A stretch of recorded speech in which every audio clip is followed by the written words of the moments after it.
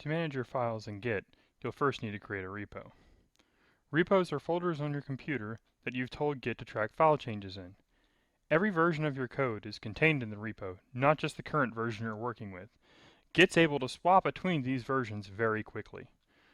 Repos are just folders, so you can have as many repos as you need on your computer to manage your files and projects. It's a good idea to keep source code that depends on each other inside the same Git repo. Git provides two ways to create new repos. The first way is to create a repo, or init, from an existing folder on your computer. This folder can be empty or it can contain code that you've already written. Repos created this way can't communicate by default with a repo shared by your team or a repo on your Git hosting provider. But you can connect this repo later to share your code with others. If your team's already sharing code in an existing Git repo, you can clone that repo to your computer.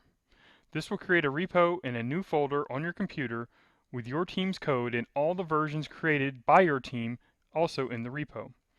Cloning also sets up your repo with the connection information it needs to share your changes and get changes from others without any additional configuration.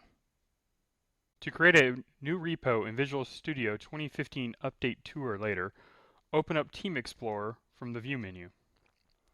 Select Projects, and then select New Repository.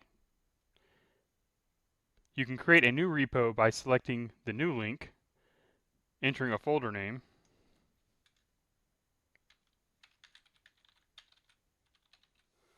and then selecting Create.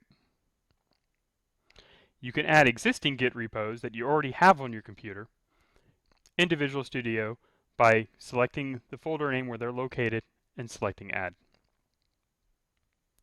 To create a new Git repo from an existing solution, first, open up the solution.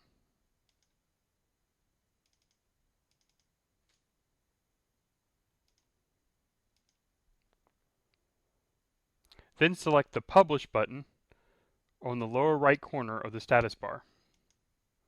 Select Git. A new repo will be created to manage the files in your solution on your machine. To clone a repo, go back to Team Explorer, go Projects, New Repository. Select the clone link, and then enter the URL to your repo. You can get this either from your Git hosting provider or from your team. Select where you want the repo to be created, and then select Clone.